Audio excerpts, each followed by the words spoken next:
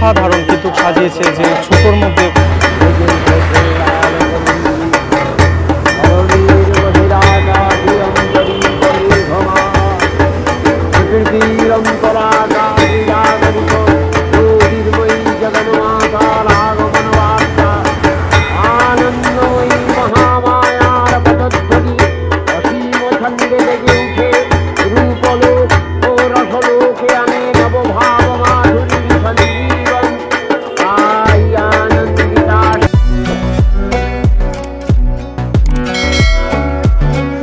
নমস্কার বন্ধুরা, আমি সুমন্ত আর তোমরা দেখছো এসএমটি সুমন্ত ছোট্ট ভাইয়ের ছোট্ট চ্যানেলটি।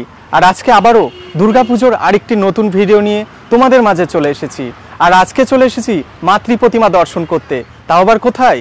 আজকে রয়েছি এই মুহূর্তে গড়িয়াতে। আর আজকে প্রশান্তদার স্টুডিওতে চলে এসেছি।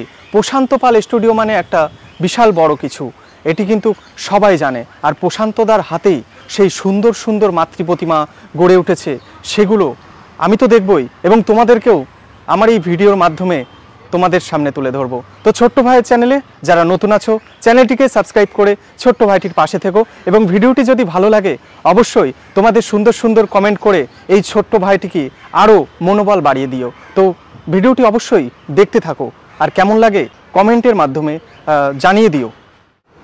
দেখতে পারছো এই যে হচ্ছে প্রশান্তদার স্টুডিওর একদম বাইরেই রয়েছি আমি, এবং এখন যাব একটু ভেতরে এবং তারপরেই এই যে প্রতিমাগুলো সেগুলো তোমাদের মাঝে তুলে দেব। ঢুকতেই দেখতে পারছো এখানে যে ছোট ছোট মাতৃ প্রতিমা অসাধারণ কিন্তু সাজিয়েছে, যে ছোটর মধ্যে কত সুন্দরভাবে মাতৃ প্রতিমা। ইতিমধ্যে কিন্তু কাজ প্রায় সম্পূর্ণ হয়ে গিয়েছে। রাজা সৌরভ, চিরময়ী মাতা, অসুর দলনী, অশুভ দলনী মূর্তিকে ধরে রাখতে চেয়েছিলেন মৃন্ময়ী রূপে। বছরের পর বছর কেটেছে, কাকের সাজ মূর্তি থেকে পরিবর্তন এসেছে মূর্তি নির্মাণে। দেবী দুর্গতি নাশিনীকে আমরা করে নিয়েছি আমাদের ঘরের মেয়ে ও মা।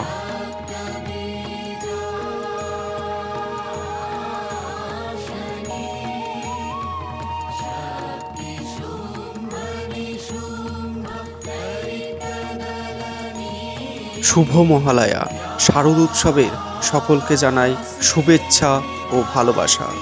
সকলের ভালো কাটুক এই শারদ উৎসব। আজ থেকেই শুরু হয়ে গেল মায়ের আরাধনা।